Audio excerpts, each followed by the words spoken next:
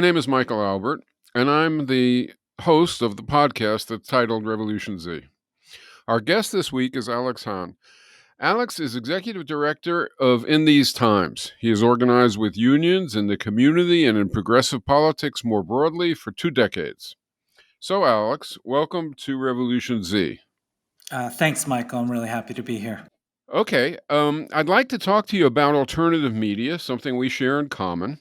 But perhaps we ought to start with the surge in labor and union activism and organizing, which ITT has been so helpfully and very effectively covering in detail during the recent period. I'm not sure it's a fair question, but can you perhaps tell us broadly about recent events, what's happening, and what's at stake? Well, I'll say, this is a really interesting week to be having this conversation, Michael. Workers at Mercedes in Alabama are voting right now on whether to join the United Automobile Workers. We also last night in the same union in the UAW had the conclusion of a multi-day vote in their large local of graduate workers, researchers, and a whole lot of other jobs in the University of California system, a strike vote on whether to authorize their leadership to call fundamentally a strike against the university's response to the pro-Palestine encampments and protests on campuses across the state. Obviously, that's been happening across the country and across the world. I think both of these votes really point toward some of the real energy that exists broadly with workers, kind of in the working class. I should also say in the last few weeks, we've seen the first national bargaining commence at Starbucks with Starbucks workers from across the country joining together to finally begin bargaining, for a potential collective agreement there. So there are a lot of forces at play right now. I think we are seeing a shift, at least in parts of the institutional labor movement, to both kind of engage with that energy that's out there, that's really been out there for years, and see if it can lead to real structural growth and change. So it's an exciting moment. All of these things come with different levels of risk, both institutionally and for workers. But I think there are real signs of hope in our ability to grow working class power more broadly. I wonder what you think of Sean Fain, in particular his plans for now and for seeing into the future. I guess it's 2028. How much of what's going on do you think owes to the UAW in particular? I mean, what do you make of this? I want to put into context, I think, what's happened inside the UAW. And I think I think a lot of times we think of, union reform movements, we think of contract campaigns and strikes. We think of these as moments in time and place. And I think that's a valid and logical and natural way to assess them. I do think we've got to think of these things as a part of a bigger process that's Right. in motion and happening. Sean Fain's leadership of the United Auto Workers comes from a caucus, Unite All Workers for Democracy, that's relatively new. I think really just formed in the last 4 or 5 years inside the United Auto Workers. That's had support, broadly from members across the union. But that's built on decades of work, union reform movements, over the last 30 or 40 years, whether it's inside the United Auto Workers, fights that have been led, things like the revolutionary union movements of the late 60s and early 70s, Jerry Tucker and the New Directions movement. There have been continuous efforts to shift that union. I think those also exist in a larger context, both in the labor movement, in the broader economy and society at large. And so, I think of these as points that we can measure. I think that's one of the most helpful things that the UAW is doing. They're not being prescriptive about the path toward joining more fights together, but they are saying we're lining up our contracts for May 1st, 2028, and we invite the rest of the labor movement to do the same and to join us in creating a strategy um, that can potentially have the leverage to be more transformational than any of these fights on their own. We ran in our last print issue, in our May issue, an editorial from President Fain articulating some of the reasons why we're moving toward May 1st. I'll say in the week before that came out, he was on a panel at the Labor Notes conference talking with other labor leaders who have been, for instance, in Minnesota, where a coalition of almost a dozen unions and worker centers and community groups worked together to build toward common contract expirations this past March. And are looking to work together, toward 2028. I hear a lot of talk in other parts of the labor movement about how to utilize that as a goal and a target. But I think the biggest shift is that they are not saying, here is exactly what our strategy is. Here is what the plan is, and we want you to join us. They're saying, join us in figuring this out together as we walk toward, possibility in the future. I think both parts of that are probably big. That is, join us and we do it together. So that's one part. But join us. Yeah. By forget, is itself a big part. And the other thing that I guess I'd want to ask you about is the extent to which what they're joining to work together on is capable of or already in the process of also growing. So, and clearly, you opened up by describing um, the gathering that was talking about striking, where the strike is really in support of the students and in support of Palestine. I mean, that's a big deal. Yeah. Um, Yeah. and do you see more of that? Do you feel like that's in the air? To create those kinds of ties. And what You about know, reaching out to non-union workers? I wanna reflect back to 4 years ago, when I was involved in a grouping of labor organizers and activists and leaders who were really trying to think about how to focus on the possibility of a Trump reelection and what labor's response could be. Not about how labor would engage in kind of resistance. I think that was something, the die had been cast in whatever way. But part of that was to say, how do we think about the industrial power of existing organized workers? For instance, in that election, if Trump had fully refused to honor the results, we saw that happen on January 6th, 2021. Fortunately, relatively shortly lived as an insurrectionary challenge to the election results. But we continue to see um, that play out. And we'll see it play out in this election as well. And we were at a point of, there was some talk in some places, which I think is frankly strategically misplaced, about calls for a general strike, potentially Sorry, about what? About calls for a general strike, oh in the event of Trump attempting to stay in office, even if oh he'd I see. lost the election. Um, but we saw some interesting developments in a set of unions to say, how are we going to actually have this conversation with our members about what is at stake? And what are the ways in which we could move toward collective concerted action up to and including potential strikes around questions that are not around our contract bargaining, around Right. political questions? And I would say that what we see the UAW members in the University of California system voting by an overwhelming margin for is a desire to really be fighting for the common good and to see their worker organization as a vehicle for a larger fight, and as their point of leverage and power is in withholding their work. And so I think we see a kind of an evolution.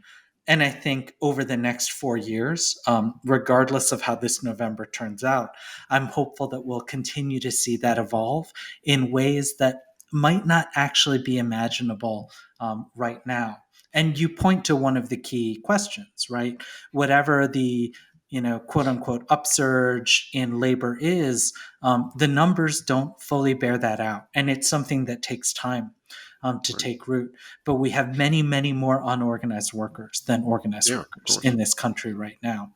And so part of that question, is going to be, where are the regions and locations and industries where workers can take advantage of moments of upsurge to actually shift the balance of power with capital, shift the balance of power, with elected leaders in government, hopefully with allies, Mm, at elected levels of government. So it's a really broad set of possibilities, and I think that actions like what the UAW has done open up space for workers to imagine what they could do. I think I come from, I started my kind of career as a union organizer in the year 2001, which was, I think of the kind of 90s and the early aughts as the nadir of the American labor movement. I learned a lot of methods of organizing and strategies for how do you act in your weakest moment? How do you act when the entire apparatus of the federal government is against workers? How do you act, when privatization and neoliberalism is at its peak? We're in a different historical moment now. And so I think there is a much wider array of possibilities and strategies that are available to workers in this moment. And I think we're seeing that kind of take root. yeah. I wonder if you think, I mean, the UAW strike was obviously inspiring and effective and had a big impact. I'm wondering if it had a larger impact maybe than people are acting on. That is, among all those unorganized workers, I can't but think that watching that, they sort of felt to themselves, whoa, there's something going on here, and maybe we should be part of it. And then, Sean Fain, who was terrific in all sorts of ways, comes up with this 2028 date, and you get the feeling that there's too big of a gap. Maybe you couldn't have a general strike in 2 years, but there has to be a continuation of that incredible momentum, or else people are going to feel like, eh, you know, okay, they did it for a minute, but you know, Yeah. uh, I Well, I think that with the ongoing organizing in the South, right? Volkswagen workers in Tennessee won their union a couple weeks ago. Mercedes workers are voting right now. There are active campaigns in dozens of other plants across the South and the let me just Midwest. interject for a second. Do you Mhm. think the unorganized workers throughout the country see all that? Well, here's what I actually want to go back in time a little bit, and I was having a conversation earlier today about strikes and fights in one industry, um, Yeah. inspiring action in others, and part of this was around this is over a decade ago now, but the kind of like last big upsurge in visible union activity and fight was really kicked off in a lot of ways by the Chicago teachers strike of 2012. Yeah.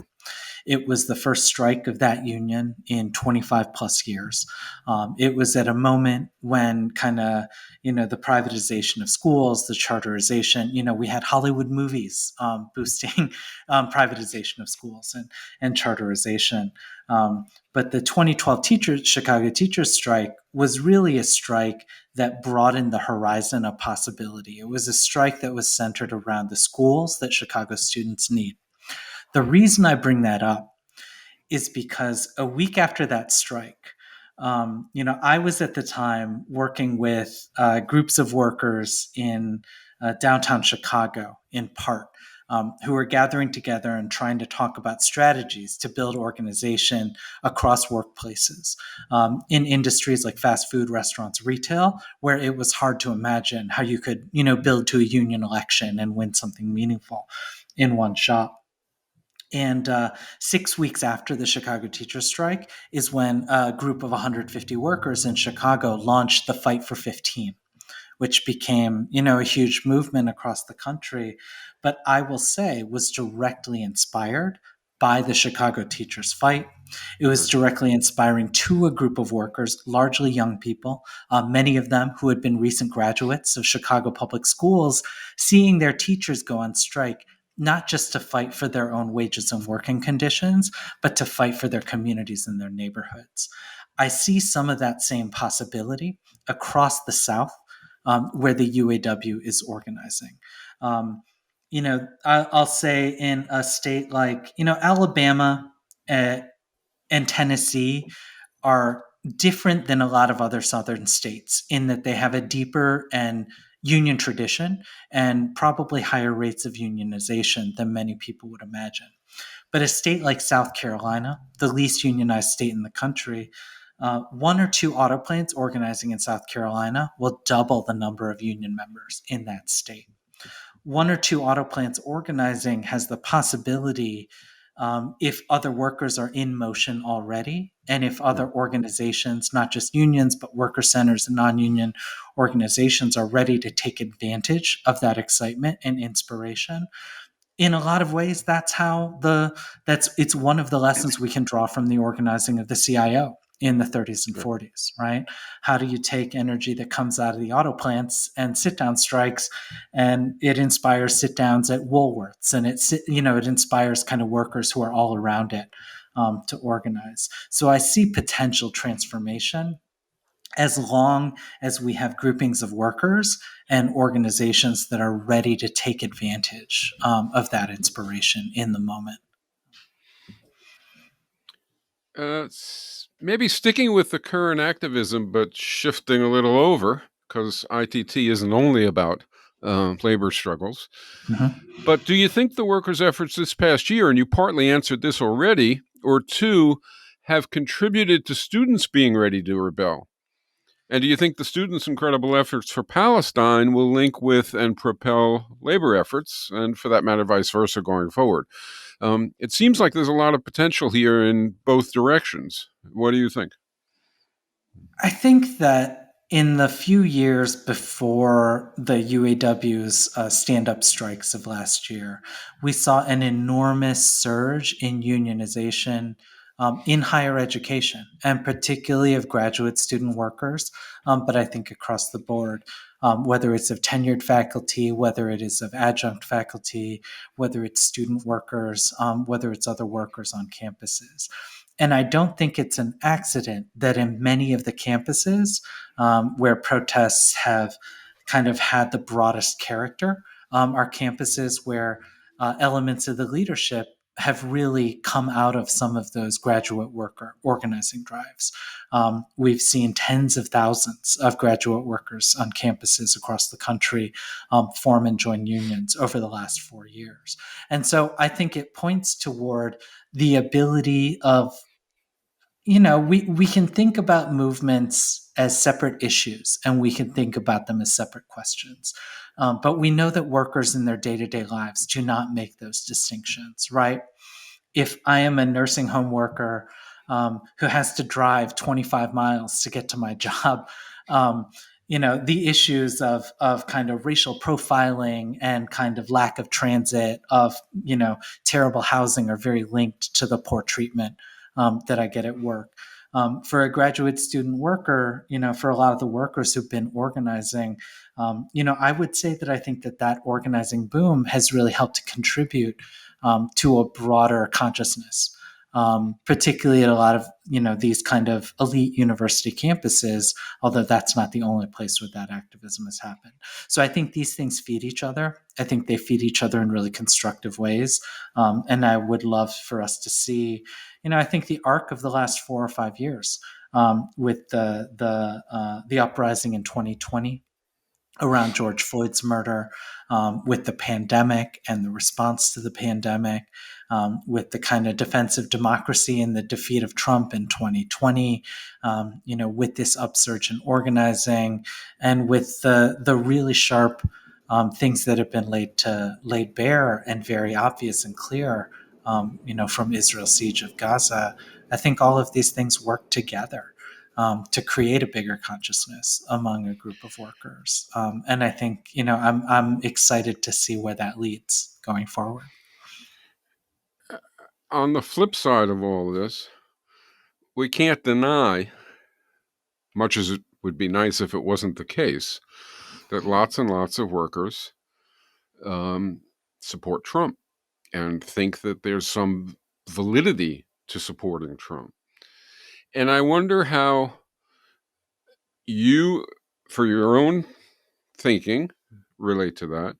And also in your experience, whether inside these struggles and these union struggles, it it is addressed in some fashion or just sort of put to the side like an elephant in the room or something like that. Let me just tell you one story. A friend of mine this is back during the UAW strike. They went for a day and walking on the line all day, and the line was basically the picket line was pretty much around the clock. And they're talking to various workers, and on issue after issue, they're seeing eye to eye issues. Um, and then Trump comes up, and it turns out they've been talking to somebody who's supporting Trump, and they're sort of flabbergasted a little bit that you're embodying in the same mind these two different things. So they asked, and they were genuinely asking. They weren't, what what for you are the issues that cause you to feel that way? Now, if I can remember this properly, it was immigration and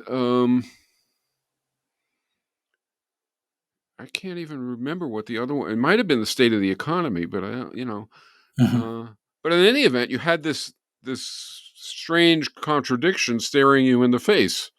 Somebody who you liked, appreciated, and were admiring, who you hated, didn't appreciate, and weren't admiring. Very weird. Yeah, yeah. And so, how do people who are organizing and right in the midst of it feel about all this? Well, I do think it's important to keep in mind on the question, like, there are two things at top of mind for me. One of them is that most people are not like you and me, Michael, and not like the listeners of this podcast. Most people's politics, most people are not searching for coherence in their own politics and opinions. Most people are trying to make it through the day, take care Right. of their family, do the things they need to do. And we can see in public polling, we can see there's not like a logical, there's not necessarily logic that runs through. If you believe this thing on this issue, it means you believe this thing on that issue. That's something that is for the 10% of the population that is thinking about this on a constant basis. That's one thing to keep in mind. The other thing to remember is the role that unions and organized workers have played historically in shifting and changing political views among their membership. And that has not necessarily happened. I think it's historically it's been true that the population, and I'll just say of for instance, say middle income white males, the only thing that pushes that segment of the electorate into supporting Democrats is whether they're a member of a union or not. That's the biggest indicator historically. Now that's been shifted and changed a little bit over the last couple of election cycles, but I think we're like reminded of kind of the fundamental, like, the political logic that those of us who pay constant attention to what's happening is not the political logic that people more broadly take in. And so I think there's both like an immediate response. How do we actually talk about issues? And immigration, I think, is one. In my experience as a union organizer and as an elected officer, that was an issue that we dove into head first. And part of that was to actually like hear out what people's concerns were Right. about immigration, both in a one-on-one and in a broader collective setting, and to talk about how those issues can connect, how we can actually understand ourselves reflected in those issues, and how we can think about collectively what's actually going to be for the benefit, of us and our coworkers at large. And so a union is the vehicle in which that can actually happen. Now, has that happened across the board? I think over the last few decades, I mean, there's a lot of education work and political education that needs to be done internally, and that's not necessarily about a very surface level. A lot of the kind of corporate style efforts around diversity, equity, inclusion, things like that. A lot of this is about educating people around identifying common interests and common enemies. And if Trump has done that more effectively in some places, then that's I think a thing that we have to grapple with and think structurally and programmatically about how to combat. I do think one of the most effective politicizing um, uh, one of the most effective politicizing moments for people is the act of going on strike, is the act of collectively joining together with people who have a lot of things that are not in common, but at least you have in common your employer and your working conditions and your wages, and taking action together. And so I think a lot of this is not about how do we create argumentation that can convince people, but how do we actually create organizations in which people can see collective action together with people who might not share the same opinions as them, as a path toward winning. So there really aren't shortcuts there to be made in the short term. I wonder whether you or how you react to the possibility that a very large factor isn't policies, isn't program, but is almost personality. That Mm-hmm. is, there Yeah. is something. Trump knows what he's doing, I think, Mm-hmm. and is actually pretty good at it, crazy as it seems. And if you go way back, there have been others who, Spyro Agnew, sort of understood this dynamic of displeasure with, hatred toward um, what we might call professionals. I call it the coordinator class. But anyway, people who have a firm grip on much better conditions than you and uh, have an attitude toward you that is generally paternalistic or totally dismissive. Yeah. And that is feels to people like the Democratic Party, whereas the Republican Party feels like some guy I can go have a beer with and who is not going to treat me like dirt, even though his policies treat me like dirt.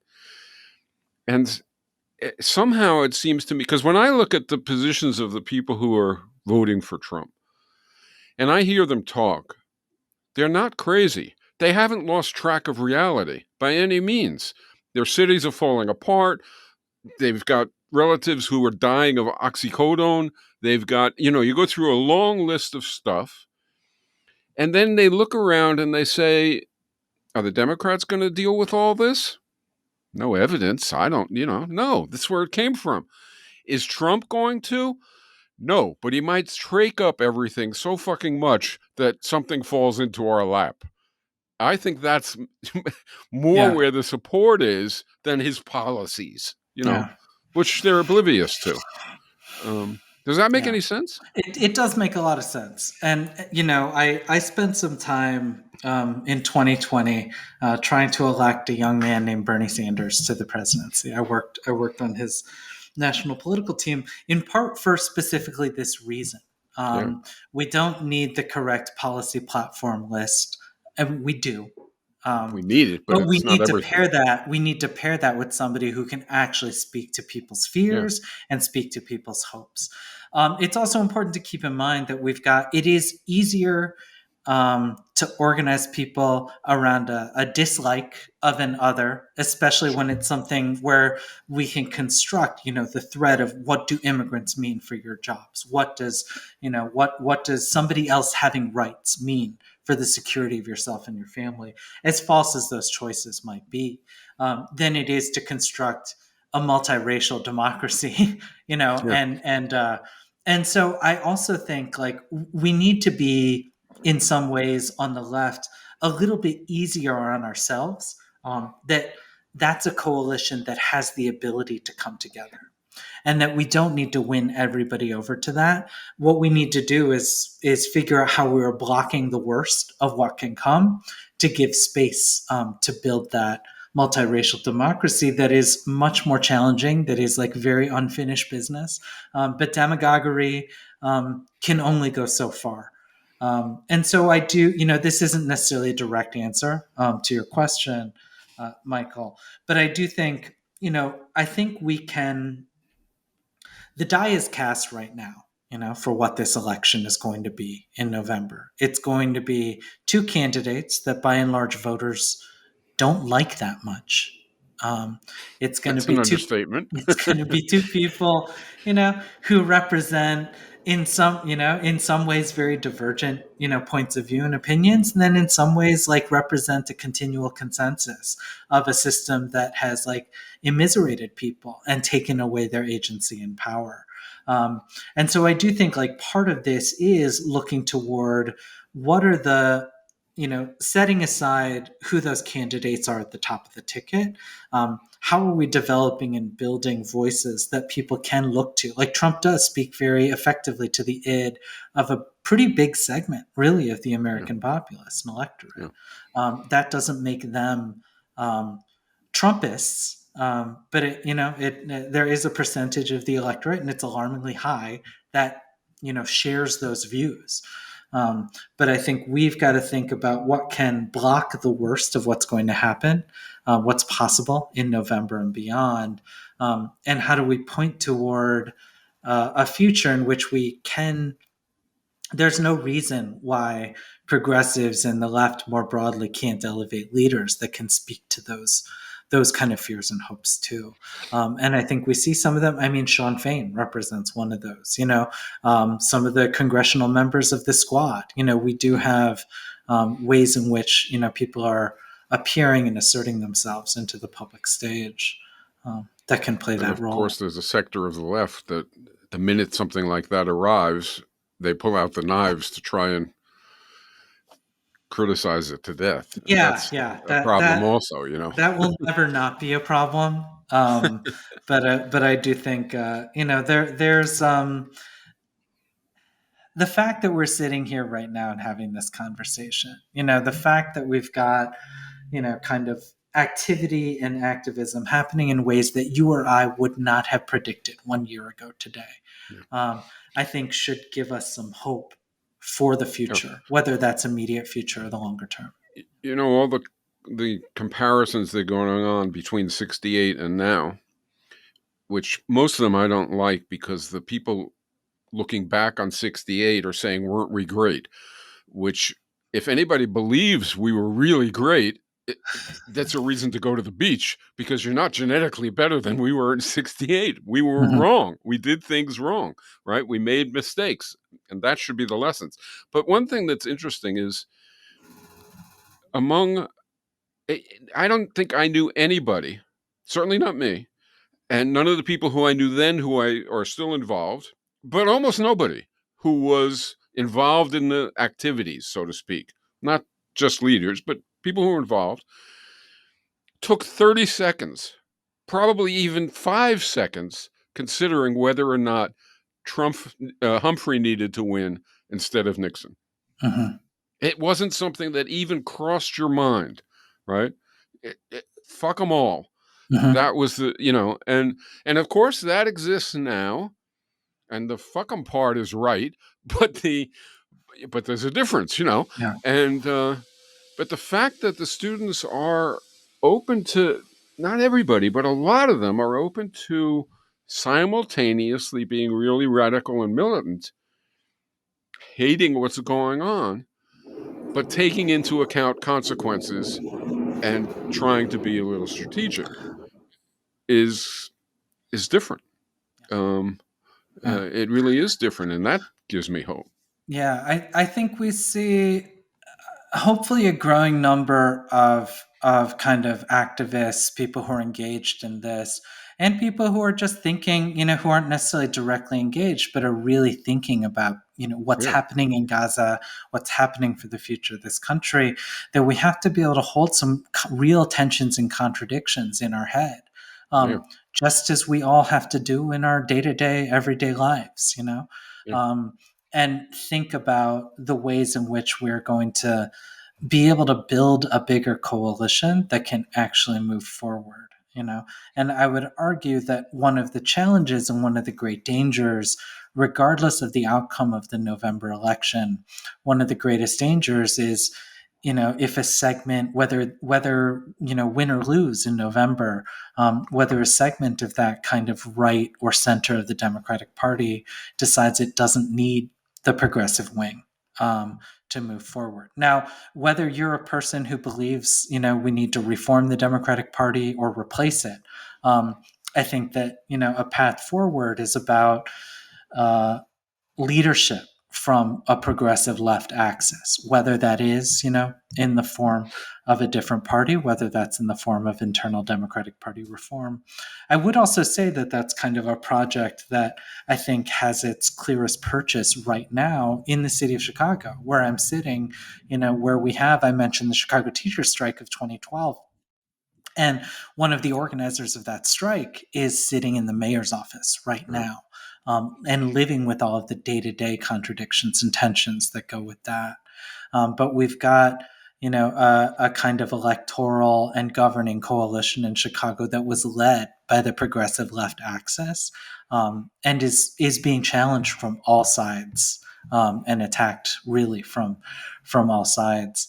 But I think the path forward is to think about how do we, project out leadership in ways that can actually win majorities. Yeah. And so Chicago is kind of an experiment in that, and an important one. I would add, as we think about the Democratic National Convention, I think 68, there's obvious allusions to that. I've been thinking a lot about 1964.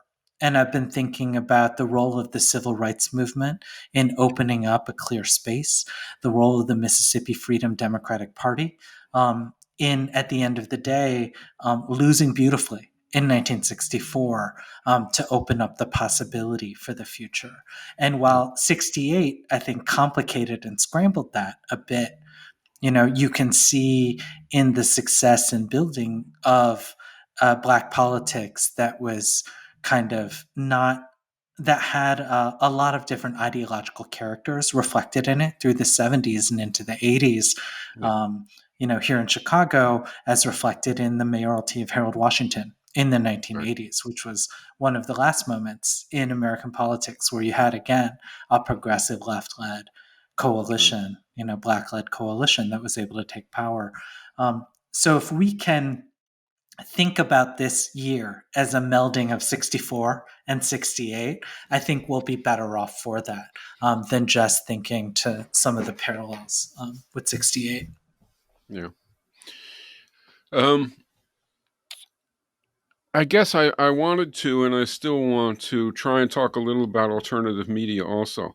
One of the things you mentioned earlier, it was sort of like, people get upset about how the left is siloed. We're all in our separate thing. And there's some motion now, coming, I think, largely from the labor movement, but other also, toward thinking about, well, okay, that's just stupid. We can't all be in separate silos and get much less get a new world. Um, and so there's a beginning of attention to that. And I sort of wonder the same thing about media. So I think you are still reasonably new, Lee, the executive director of ITT, but I'm honestly not sure what that means. So could you? I mean, what's that? So could you perhaps give us an idea of your responsibilities there? I guess it is, and then of your hopes for ITT, and then maybe we can talk about alternative media more broadly, looking into the future. Well, after our longtime editor and publisher, Joel Blyfus, left, in these times, the reason, I do think of my title as being executive director. That doesn't illuminate a whole lot about the specific role, how it relates, in the publishing Right. and media world. Um, but it is, it's kind of like running the organization, and it ends up playing a similar role, although I'm not kind of day to day managing, our editorial process, in any way. And I think it's kind of an articulation of a desire to think organizationally, more broadly. For the magazine, for the publication in itself. I've been in the job for a little more than a year now. Oh, And I, nice. I don't come from it from like a broad experience in media. But I do come to the job with a lot of experience in kind of organizational dynamic and a lot of That's what experience in matters. organizing across issues and across space. And so, for me, I actually would take issue, Michael, with the term alternative media, and I'd like for us to move in a different direction. I see in this last, decade plus, many years of kind of corporate consolidation, constant restructuring and constant shifting of, where is media headed? We're going to pivot to video. We're going to, get rid of this. Everything's going to have a paywall. Nothing's going to have a paywall. We're going to print magazines. We're going to stop printing magazines and newspapers. We're going to print them again. Um, the constant in all of that is really, in a lot of ways, an abdication of the information space in favor of, financial capital squeezing as much money as it can um, out of media.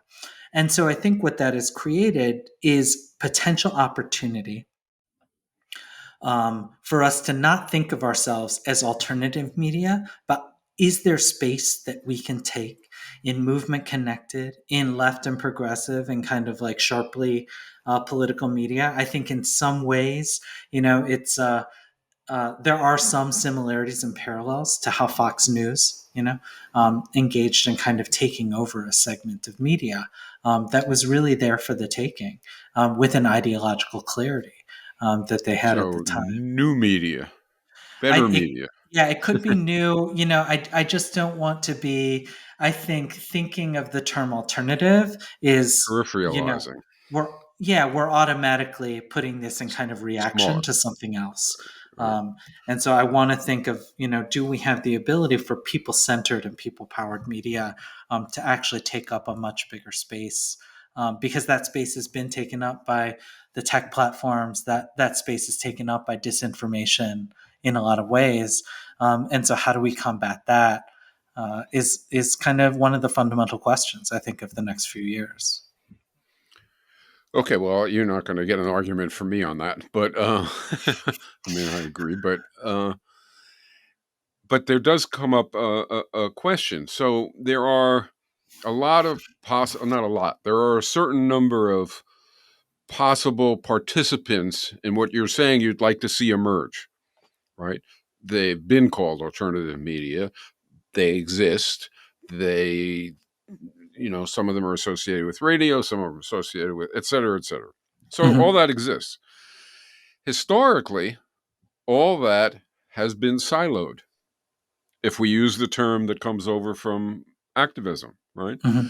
Each one has typically had its eyes on itself and not on some kind, in other words, competition or partnership across all those. Historically, competition. Yeah. Everybody is too civil to say, I'm out for your readers or something like that, But actually, when it's fundraising time and when that's what's going on at some level. Nobody wants to own up to it or be it. And I'm wondering if A, you agree with any of that, and B, you can see any path toward a better umbrella, let's call it, for all that new emerging good media. Some mutual aid, for example. I think that's actually a really good phrase to start from, and I think about, I this is kind of, I'm gonna lapse into kind of nonprofit funder speak a little bit, but it's one particular word that I actually think is helpful and instructive, which is how do we develop an ecosystem?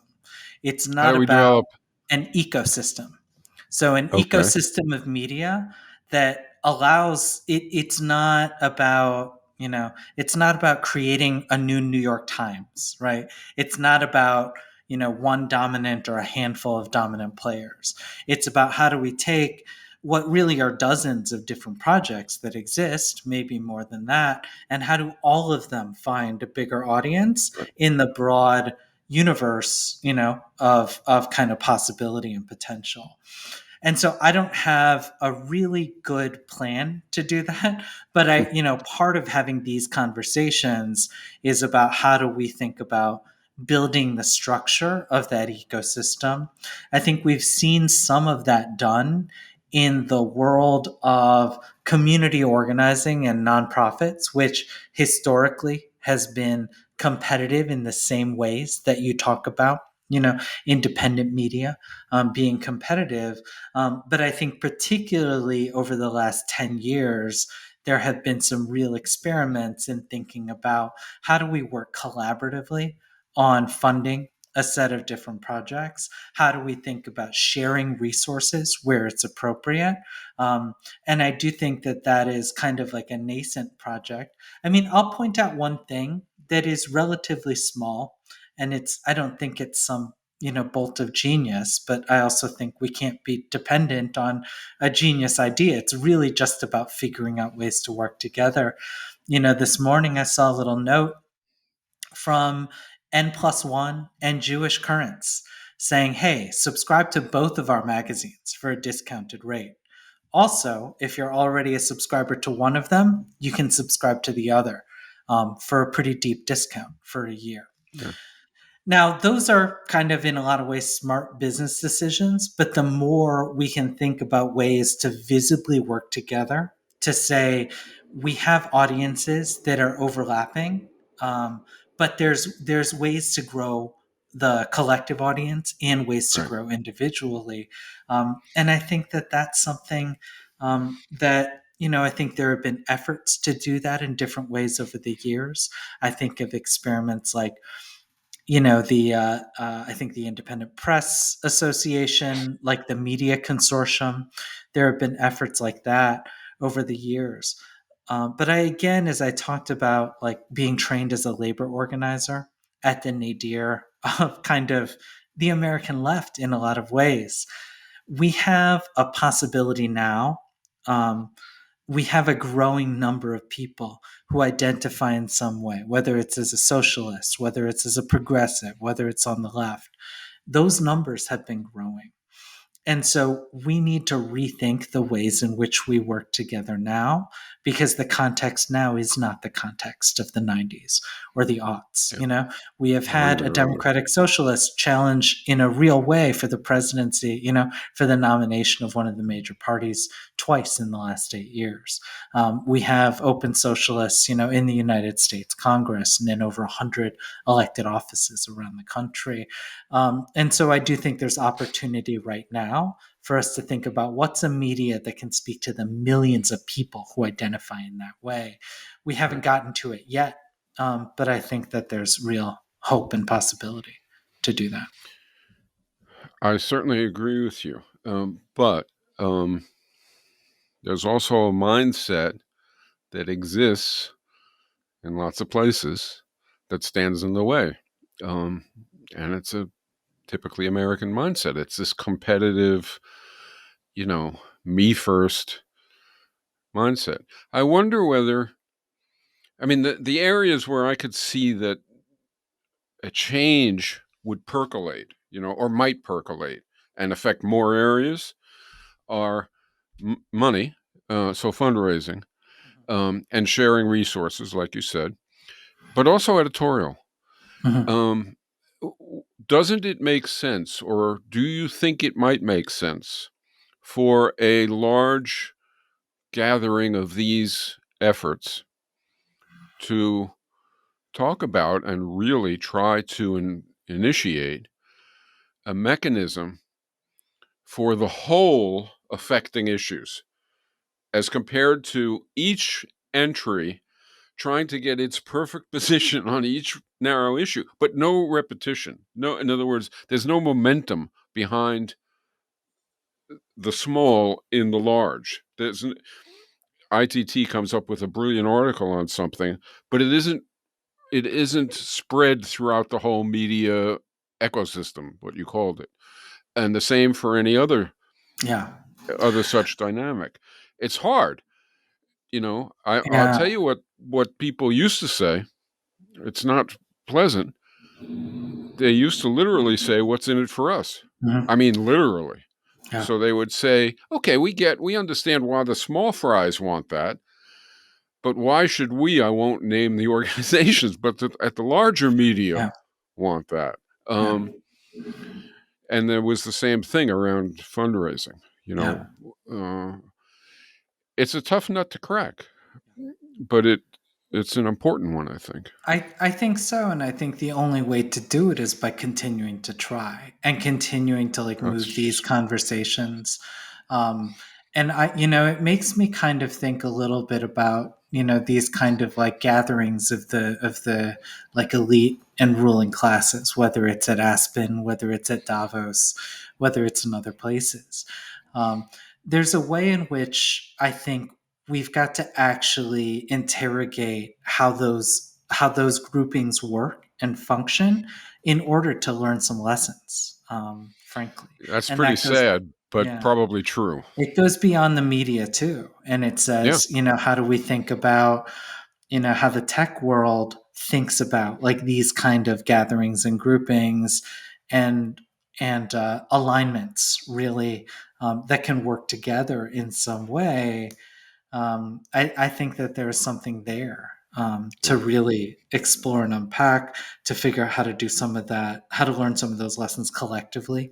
Ideally, it's always going to be a messy process, and there are always going to be people and organizations that are thinking about how to look out for themselves.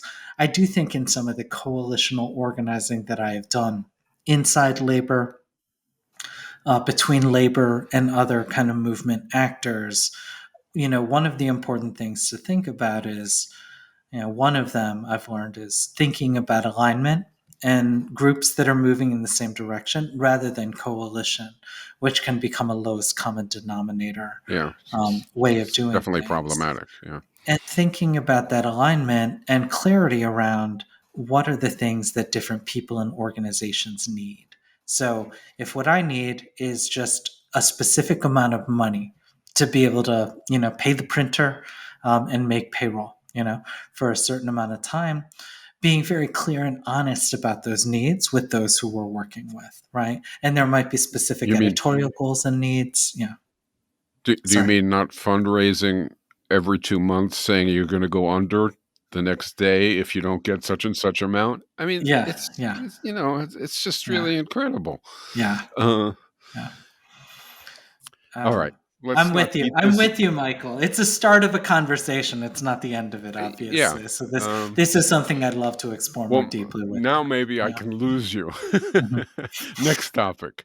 Um, because there's another dimension of this, I think, right? Mhm. Which is certainly part of the problem for unions historically has been their structure, Mhm. and its lack of appeal, let's call it, um, for the participation of their members. Um, and sometimes the disdain with which it holds its members and the anger with which it's viewed by its member. I mean, all those things. Um, I wonder if there isn't something similar on left media or new media or better media, whatever you want, the ecosystem, right? Mhm. Um, if oh, I don't know how else to say this. The structure of our organizations in the media domain is often replicates the structure of mainstream media organizations. We talk about worker self management. We talk about generalized participation. We talk about all those things. But when somebody looks, they don't see those things, And I wonder whether that issue of um, being a model, both to learn and to uh, hopefully develop support for uh, more left, more revolutionary, more socialistic, more anti-racist, more feminist forms of organization shouldn't also be on the agenda of organizations like we're talking about. I think that's 100% true. I do want to say, and it's always a real challenge. There is no perfect end state that we can design.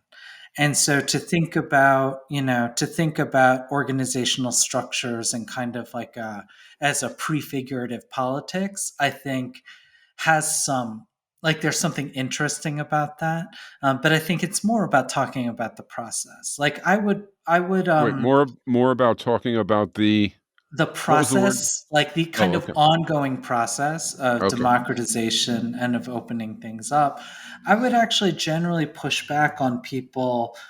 The labor movement, for all of its faults, is the most democratic space that exists in a large amount of American life. The least democratic trade union is more democratic than almost anything else that people interact with on a day-to-day basis, by virtue of the requirement to represent, whatever workers exist in a place, and obviously there's a whole host of other issues that can come up. But at the core of it, it's not about um, those structures themselves necessarily. It's also important to always keep in mind, and I don't think you're not doing this, but I just want to articulate this. Like the organizational structures that we exist in are at best negotiated surrender to capital in the case of labor unions and their structure. And at worst, for nonprofit independent media, like structures that are entirely based on what that economic and political system allows us to create, right? So, whether that is about kind of not tax exempt nonprofits and their lack of ability to engage in partisan politics or even issue advocacy to some degree, we are living in the world that capital created. Um, and so all of our structures are going to be intermediary structures toward the victory Compromise that we, somewhat. yeah, Yeah, yeah. And so I just think it's like important to say that out loud. And I think something that's important to, and I think this is true if we think about the scope of our conversation, whether it's in the labor movement, whether it's in other formations and movements for change and transformation and justice. I think we have to understand the process that we are continually moving through, how to take snapshots of that process to digest it and explain it to people, but how to articulate that as, like, in the context of where it is. Sean Fain and the existing UAW leadership, that is not the end state, but it's an important moment right now that can evolve and continue to create more democracy. It's also dependent on how things turn out. It can devolve in different ways. And sure. so I think it's important to kind of, complexity is something that's hard to communicate. You know that as well as anybody. Yeah. And the more complex we get, generally the smaller the audience becomes. And I think that's something that I think about for movement, left, progressive, people powered, independent media, is that we've got to figure out a way also to work together with outlets and organizations that are very specifically have a small targeted audience that they're trying to reach, and the broadest audience. That's actually one of the fundamental questions: is how do you take, somebody who's trying to talk to a very specific, set of, just for example, 500, thinkers or academics or organizers who engaged in something, and how is that project in conversation with a magazine or a radio station or a podcast network that is trying to reach millions of people. And so that's one of the, like, how do you actually work together at scale, in ways where which both of those kinds of media efforts are able to inform each other and be in communication. I think that's actually one of the bigger questions. It's one of the bigger questions for social movement and political formations as well. You exhibit um, one of the additional facets that seems to me to be critical, which is you frequently say, I'm thinking about, I'm thinking about, I'm thinking about. Well, that's no small deal. That you're thinking strategically about what to do and how to do it and what the problems are and what the solutions are. That should be commonplace. Like in sports, in athletics, a competing team does that. That's what they try and figure out what they've done wrong, what they can do better, and on and on and on. They do that. The left, not so much. Hmm. I don't know whether you see it in ITT or not, depending upon the stuff that comes in.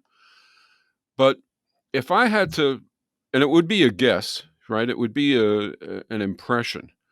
I would say that the amount of material that is written, so now we're on the editorial side of things, I guess, the amount of material that's written that's about what's wrong and why what's wrong hurts um, dwarfs the amount of material that's written about strategy, much less the amount of material that's written about what it is we want to win, Hmm. which is almost nothing. I mean, and I often try and figure out why that is.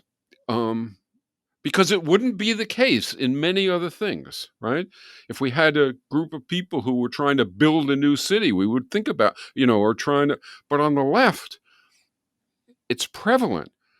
Another thing that's prevalent that I think is the same cause is eyes on my local little network and no thought of the whole population.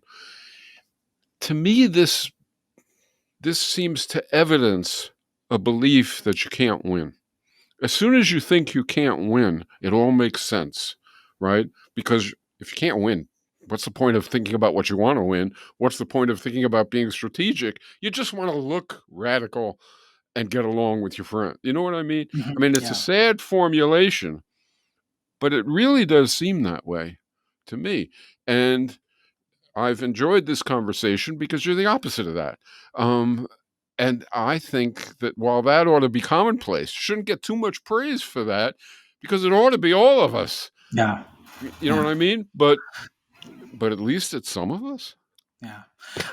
I think in my conversations, and I've been kind of trying to, again, not having a history in media and publishing, but having been a voracious consumer of a lot of media in the past, including Z Magazine for many years. I think of um, I think of ways to identify because I think it's there. There's a question of who wants to move their agenda and who's curious about thinking and whose agenda is really kind of curiosity about like a strategic way in which to advance something that's much bigger. And I think there are a lot of people I've found in kind of, the conversations I've been in who really want to think more expansively. And so this is my orientation from my organizing life. And it's something that I've always said, if our plan is just around to win the next thing, whether it's the next contract, the next election, none of those victories can be sustained. Right. Yeah, Um, and so, at the very least, we have to cast our vision a little bit further down the road. But one of the ways I think about it is you're either looking above the horizon or you're looking below it. And so, how are we pushing people a little bit to think above what's on the horizon, above what's immediately possible? It's one of the reasons I love, again, the May Day 2028, because it's not to yeah, say, here's how we're going to win the Workers' Republic, but it's to say, can everyone just look a little bit higher and a little bit farther than what they've yeah, been used to doing? Because we have to take this one step at a time too. You can't transform. And there are moments of real upsurge where you shift people's view. But without structure, things like the uprising of 2020, things like this moment around Gaza, these can be very ephemeral if we're not thinking about building structures that can actually solidify what's there. So I'm actually looking forward, Michael, after this conversation to continuing this and to thinking about ways, that we can um, really think about raising that horizon. I think that's what I'm familiar with your work over the years too, in doing sometimes in very difficult times when Yeah. the wind is entirely against you. We have moments right now where the wind is a little bit at our back sometimes, never Yeah. directly, and so we've got to utilize that when it happens. Agreed. Okay, when we're a little over an hour, and so we should end soon. But I want to ask you if there's anything that we haven't covered that you'd sort of like to say something about before we bring at least this episode to an end. I'd certainly like to have you back in the future. But Yeah. so, is there I, something you that you know, feel we haven't discussed that you want to? I actually think, this is related to some of what we discussed around media, but there's a project that we've been participating in called Media Against Apartheid and Displacement. And the URL is themaad.org. And it's a small set of publications that have been compiling and sharing their coverage, particularly of Gaza and what's happening there. And I think that's a little bit of a glimmer into Yeah, the possibilities of partnership for moving forward. How are we ensuring that we are, one of the things we can do without saying, oh, we're going to partner to raise this money together, or we're going to do a group buy of health insurance, is to say we can share each other's coverage in an open and honest way, and that's a path toward thinking about how we coordinate more strategically going forward. good. And so that's something that I'm excited. It's at a relatively small scale to start out with, but it's something that I think has real potential to grow.